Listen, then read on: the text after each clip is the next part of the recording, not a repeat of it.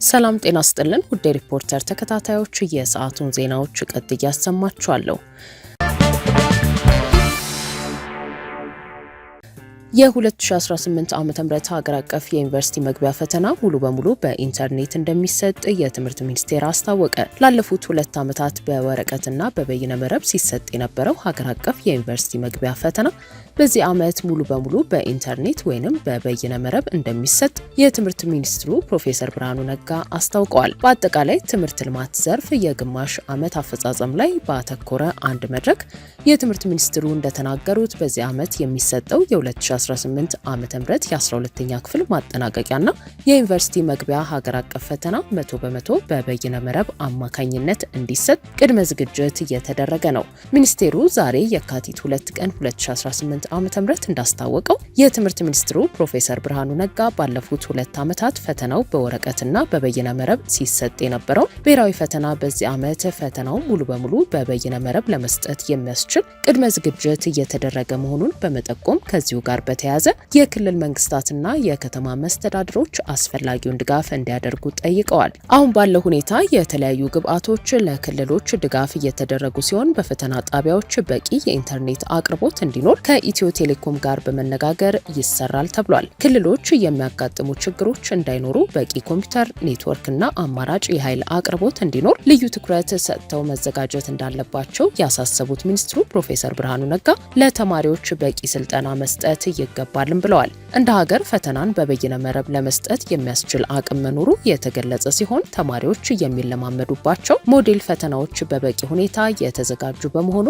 ከዋናው ብሔራዊ ፈተና አስቀድመው ተማሪዎች እንዲለማመዱና ስልጠና እንዲያገኙ ይደረጋል ተብሏል። ትምህርት ሚኒስቴር በብሔራዊ ፈተና አሰጣጥ ላይ ለበርካታ ዓመታት የነበሩ አካሄዶችን በመቀየር ፈተና በዩኒቨርሲቲዎችና በተመረጡ የፈተና ጣቢያዎች እንዲሰጥ ማድረጉ የሚታወስ ሲሆን በከፊል በኢንተርኔት ሲሰጥ የነበረው የ12ኛ ክፍል ብሔራዊ ፈተና በዚህ ዓመት ሙሉ በሙሉ በኢንተርኔት ሆኗል።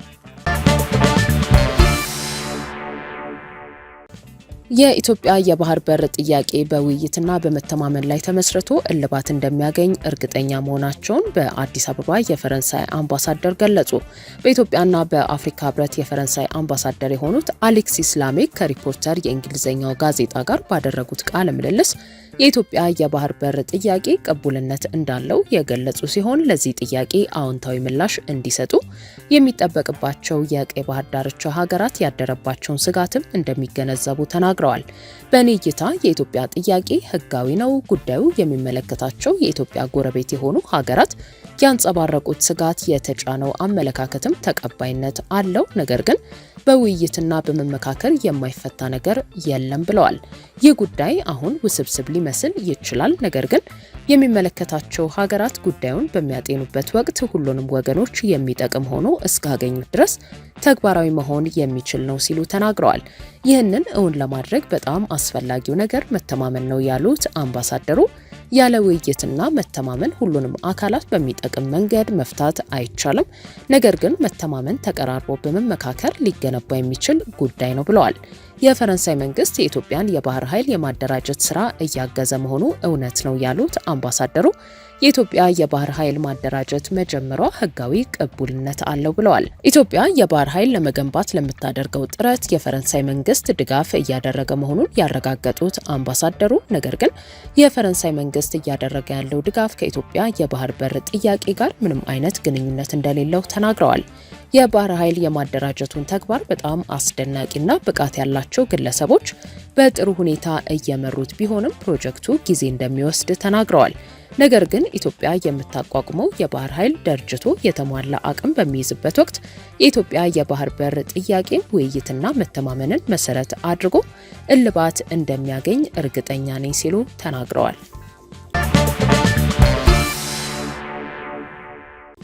የትግራይ ክልል አሁን ያለበት ቀውስ ውስጥ እንዲገባ ከፍተኛ ሚና የተጫወቱት ሌተናል ጀነራል ታደሰ ወረደ ናቸው ሲሉ የቀድሞው የክልሉ ጊዜያዊ አስተዳደር ፕሬዝዳንት አቶ ጌታቸው ረዳ ከሰሱ።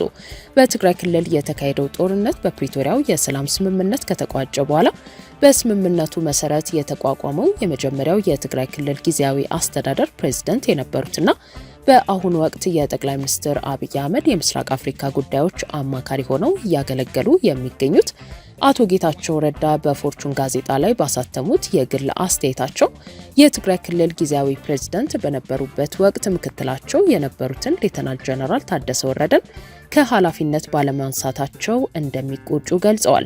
የአሁኑ የትግራይ ክልል ጊዜያዊ አስተዳደር ፕሬዝዳንት ሌተናል ጀነራል ታደሰ ወረደ ቀደም ሲል በነበረው የክልሉ ጊዜያዊ አስተዳደር ውስጥ የአቶ ጌታቸው ምክትል ሆነው ሲያገለግሉ መቆየታቸው የሚታወስ ሲሆን ሌተናል ጀነራል ታደሰ ወረደ ከምክትል ፕሬዝዳንትነት ኃላፊነታቸው በተጻረረ መልኩ የክልሉን ጊዜያዊ አስተዳደር ከህወሓትና ከትግራይ የጸጥታ ኃይል ጋር በመተባበር እንዲፈርስ አድርገዋል። ክልሉ አሁን ለሚገኝበት ቀውስም ዋነኛ ተጠያቂ ናቸው ሲሉ አቶ ጌታቸው ከሰዋቸዋል።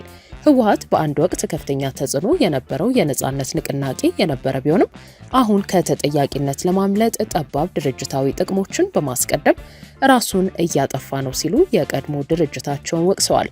በህወሓት ውስጥ ባሉ ጽንፈኛ ሲሉ በጠሯቸው አካላትና እሳቸው በመሩት በመጀመሪያው ጊዜያዊ አስተዳደር መካከል የተፈጠረው አለመግባባት ውስብስብ እንዲሆንና አውዳሚ እንዲሆን ያደረጉት የአሁኑ የትግራይ ጊዜያዊ አስተዳደር ፕሬዝዳንት ሌተናል ጀነራል ታደሰ ወረደ ናቸው ሲሉ ጽፈዋል። አቶ ጌታቸው የጊዜያዊ አስተዳደር ፕሬዝዳንት በነበሩበት ወቅት ሌተናል ጀነራል ታደሰ ወረደ በምክትል ፕሬዝዳንትነትና በጸጥታ ዘርፍ ኃላፊ በመሆን እያገለገሉ በነበረበት ወቅት እነዚህ ተደራራቢ ኃላፊነቶች በትግራይ ሽግግር ውስጥ የሲቪል ስልጣን የበላይነት እንዲኖር ለማድረግ መጠቀም ሲኖርባቸው በተቃራኒው ወታደራዊ ስልጣናቸው የሰጣቸውን ተአማኒነት በመጠቀም ጊዜያዊ አስተዳደሩን የበለጠ ከማጠንከር ይልቅ የአስተዳደሩ ዋነኛ ባላንጣ በመሆን ከውስጥ ሆኖ ስራዎችን በማበላሸትና በመጨረሻም አስተዳደሩ እንዲወድቅ ዋናው መሐንዲስ ነበሩ ሲሉ አቶ ጌታቸው ወቅሰዋል። ሌተናል ጀነራል ታደሰ በግዴለሽነት የወሰዱት እርምጃ ያስከተለው መዘዝ አስከፊ ነው ያሉት የቀድሞ የጊዜያዊ አስተዳደሩ ፕሬዝዳንት የትግራይ ክልላዊ መንግስት ከፌዴራል መንግስት ጋር ያለውን የመደራደር አቅም እንዲዳከም በኢኮኖሚ ማነቆ ውስጥ እንዲወድቅና በፖለቲካ የተገለለ ሆኖ እንዲቀጥል አድርገዋል ሲሉ በጊዜያዊ አስተዳደር ፕሬዝዳንቱ ላይ ክስ አቅርበዋል። በዚህ ሳቢያ የፕሪቶሪያ ስምምነት ወሳኝ ድንጋጌዎች ተፈጻሚ እንዳይሆኑ በህገ መንግስቱ የተረጋገጡ የክልሉ ወሰኖች እንዳይመለሱና የተፈናቀሉ ሰዎች ወደ መኖሪያ ቀያቸው እንዳይመለሱ ሆኗል ነው ያሉት አቶ ጌታቸው። በህወሓት አመራሮችና ጌታቸው ረዳ ፕሬዝዳንት በነበሩበት ወቅት በመካከላቸው ከፍተኛ ውጥረት በነገሰበት ወቅት ታደሰ ወረደ ራሳቸውን እንደ ገለልተኛ አካል በአደባባይ ሲገልጹ ታይተው ነበር የሚሉት አቶ ጌታቸው ረዳ በተግባር ግን ስልታዊ በሆነ መንገድ እሳቸውን በመግፋት የጊዜያዊ አስተዳደር ስልጣንን በመንጠቅ መላውን ክልሉን መንግስታዊ ስርዓት የሌለበትና ህገወጥነት የተስፋፋበት እንዲሆን ካደረጉ ኃይሎች ጋር ተባብረዋል ብለዋል። የትግራይ ታጣቂ ኃይል ወይንም ቲዲኤፍ ከፍተኛ አዛዦች የጊዜያዊ አስተዳደሩን ለማናጋት ለራሳቸው ታማኝ የሆኑ ባለስልጣናትን ለመሾምና አዲስ የተሾሙ ኃላፊዎች ስራ እንዳይሰሩ በማደናቀፍ የተቀነባበረ ሴራ ሲፈጸም የጸጥታ ኃላፊና ምክትል ፕሬዝዳንት የነበሩት ሌተናል ጀነራል ታደሰ ወረደ ስልካቸውን አጥፍተው ለቀናት እንደተሰወሩና የታጠቁ ኃይሎች በጊዜያዊ አስተዳደር ላይ ጥፋት ካደረሱ በኋላ መታየታቸውንም ነው አቶ ጌታቸው ረዳ የገለጹት። አሁን የጊዜያዊ አስተዳደር ፕሬዝዳንት የሆኑት ታደሰ ወረደ ከህወሓት ኃይሎች ጋር ልዩነት የላቸውም ያሉት የቀድሞ ፕሬዝዳንት በክልሉ ፖለቲካ ውስጥ ፕሬዝዳንቱና ከጀርባው ፖለቲካና ወታደራዊ ኃይልን ይዞ የሚንቀሳቀሰው ህወሓት በስልጣን እስከ ቀጠሉ ድረስ ተጠያቂነት የሌለበት ወታደራዊ ሙስና የተስፋፋበትና ትርምስና ግጭት የሚቀጥልበት ሁኔታ ውስጥ ሊገባ ይችላል ሲሉ አስጠንቅቀዋል።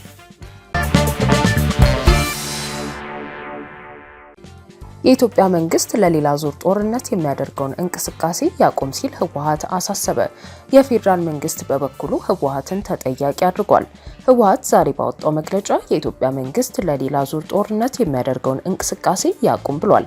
ከዓመታት በፊት በትግራይ ህዝብ ላይ የዘር ማጥፋት ሲታወጅ ኃይል መፍትሄ ሊሆን እንደማይችልና ሁሉም ልዩነቶች በሰላማዊ የፖለቲካ ውይይት መፈታት እንዳለባቸው በማመን የማያቋርጥ ጥረት ሲያደርግ መቆየቱን ጠቅሶ የፕሪቶሪያ ስምምነት ከተደረገ በኋላ የፕሪቶሪያ ስምምነት ተግባራዊ እንዲሆን የአፍሪካ ህብረት ፓነል ስብሰባ እንዲደረግም በተደጋጋሚ ጥሪ ማቅረቡን ጠቁሟል። የፌዴራሉ መንግስት 40 በመቶ የሚሆነውን የትግራይን ህገ መንግስታዊ ሉዓላዊ ግዛት በኃይል የያዙ አካላት ዘመቻቸውን እንዲቀጥሉ በመፍቀድ ስምምነቱን እየጣሰ ነው በማለት የከሰሰ ሲሆን ካለፈው ሳምንት ወዲህ በህዝብና በሰራዊቱ ላይ ተኩስ ከፍቷል፣ የሰዎች ህይወትም አልፏል በማለት ገልጿል። ህወሓት የፌዴራል መንግስትን ቢወቅስም የትግራይ ክልል ጊዜያዊ አስተዳደር ፕሬዝዳንት ሌተናል ጀነራል ታደሰ ወረደ ከአንድ ሳምንት በፊት ከክልሉ ቴሌቪዥን ጋር ባደረጉት ቃለ ምልልስ ወደ ጸለምት የገባ ነው በአካባቢው ካሉ ኃይሎች ጋር ለመነጋገር ነው ማለታቸው ይታወሳል። አክለውም በፕሪቶሪያው ስምምነት መሰረት የክልሉን ህገ መንግስታዊ ይዞታዎችና ተፈናቃዮችን ወደ ቀያቸው የመመለስ ጉዳይ ላይ ዝምታ በመብዛቱ ንግግር እንዲጀመር በማሰብ የትግራይ ኃይሎች ወደ ጸለምት ገብተዋል ሲሉ ተናግረው ነበር። በሌላ በኩል የኢትዮጵያ የውጭ ጉዳይ ሚኒስትር ዶክተር ጌዲዮን ጢሞቴዎስ ለኤርትራ አቻቸው አቶ ኦስማን ሳሌህ መሐመድ ሰሞኑን በጻፉት ግልጽ ደብዳቤ የኤርትራ መንግስት የኢትዮጵያን ግዛት ጥሶ በመግባት የድንበር አካባቢዎችን ከመቆጣጠሩ ባሻገር በሰሜን ምዕራብ ትግራይ ከሚንቀሳቀሱ ታጣቂ ቡድኖች ጋር የጋራ ወታደራዊ እንቅስቃሴዎችን እያካሄዱ ነው በማለት ከሰዋል። ይህ ድርጊት ትንኮሳ ብቻ ሳይሆን ቀጥተኛ ጥቃት ነው ያሉት የውጭ ጉዳይ ሚኒስትሩ በመሆኑ የኤርትራ መንግስት ወታደሮቹን በአስቸኳይ ከኢትዮጵያ ግዛት እንዲያስወጣና ከአማጺ ቡድኖች ጋር ያለውን ማንኛውንም አይነት ትብብር እንዲያቆም በይፋ እንጠይቃለን ብለዋል። የኢትዮጵያ መንግስት በበኩሉ የትግራይ ኃይሎች አሁንም ወደ ሌላ ደም አፋሳሽ ጦርነት ለመግባት የሰራዊትና የጦር መሳሪያ እንቅስቃሴ እያደረጉ ነው ሲል የከሰሰ ሲሆን ህወሓት በበኩሉ በፕሪቶሪያው ስምምነት መሰረት ወደ ድርድር መግባት እንጂ ወደ ሌላ ደም አፋሳሽ ጦርነት ለመግባት ፍላጎት የለንም፣ በመሆኑም አሁን ያለው እንቅስቃሴ አደገኛ መዘዝ ሊኖረው እንደሚችል በማስጠንቀቅ እንቅስቃሴው እንዲቆም ሲል አሳስቧል። ውድ ሪፖርተር ተከታታዮች የሰዓቱ ዜናዎቻችን እነዚህ ነበሩ። ስላደመጣችሁን ከልብ እናመሰግናለን።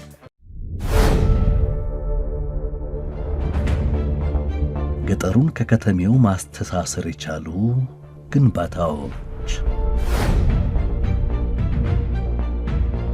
ለመዲናችን አዲስ አበባ የውበት ግርማን ያላበሱ ሪል ስቴቶች፣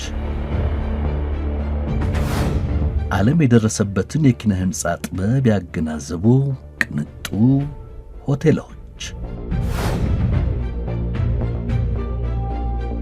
ምቹ የአረጋውያን መጠለያና መጦሪያ ማዕከል፣ የሴቶች ቤተ ውበትና ዘመናዊ የልብስ ማጠቢያ ማሽኖች በለጋ ዕድሜ ተወጥነው ፍሬ ያፈሩ የሀገር ልጅ ሀብት ናቸው።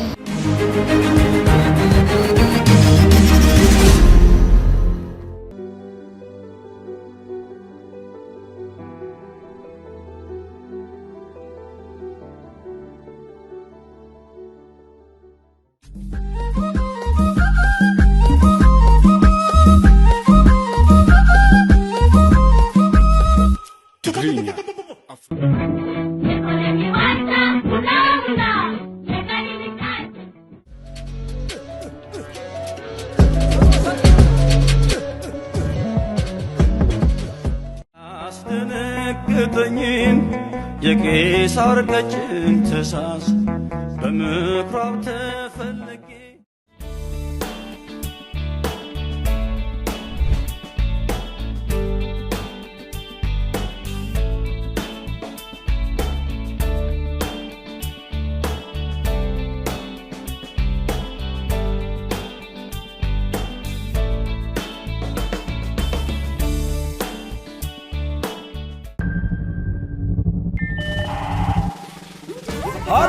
ሃሎ ክቡራትና ክቡራን፣ ይህ የዳሸን ዕድል ነው። እስከ 30 ሚሊዮን ብር የሚገመት ሽልማቶችን በውስጡ ይዟል። ስልኮን ለመነቅነቅ ተዘጋጅተዋል። ዳሸን ባንክ ሱፐር አፕን የፈጠነ ማውረድ ለጉድ ያሸልማል። የተለያዩ ክፍያዎችን ሲፈጽሙ፣ ገንዘብ ሲልኩ፣ ሲቀበሉ፣ የነዳጅ ክፍያውን ሲከፍሉና በዳሽን ገበያ እየተገበያዩ ግብይቶን አጧጥፎ ኮይኖችን በመሰብሰብ ወደ ቀጣይ አጓጊ ሽልማቶች ከፍ ይበሉ። የዳሽንን ዕጣ ስልኮን በመነቅነቅ ብቻ እድሎን ይሞክሩ። ብዛት ያላቸው ስማርት ስልኮች ከ100 ብር ጀምሮ የ25፣ የ50ና የ100,000 ብር ሽልማቶች እንዲሁም የ2025 BYD ሴጉል መኪና ስልኮን በመነቅነቅ ብቻ ከዳሽን ባንክ ሱፐር አፕ አፓርታማ በኮንዶሚኒየም ዋጋ። አዎ በኮንዶሚኒየም ዋጋ፣ ለዚያውም በመሃል ፒያሳ አራዳ ፓርክ ፊት ለፊትና ከፍሬንድሺፕ ፓርክ አጠገብ በሚገኘው ሳይታችን ላይ አመቺ በሆነ አከፋፈል ማለትም ባለ 1 መኝታ በ3.6 ሚሊዮን ብር፣ ባለ 2 መኝታ በ5.8 ሚሊዮን ብር እንዲሁም ባለ 3 መኝታ በ8.4 ሚሊዮን ብር ሲሆን ከ10% ቅድመ ክፍያ ጀምሮ ለምትከፍሉ ልዩ የክፍያ አማራጭና የባንክ ብድርም አመቻችተናል። አፓርትመንቶቻችን በቂ የሆነ የመኪና ማቆሚያ፣ የመዋኛ ገንዳ፣ ጂምናዚየም እንዲሁም ስፓ በተጨማሪም በቅርብ ርቀት በሚገኙ መናፈሻዎች ያሸበረቁ ናቸው። ለበለጠ መረጃ በ0986 57 67 67 ላይ ይደውሉ።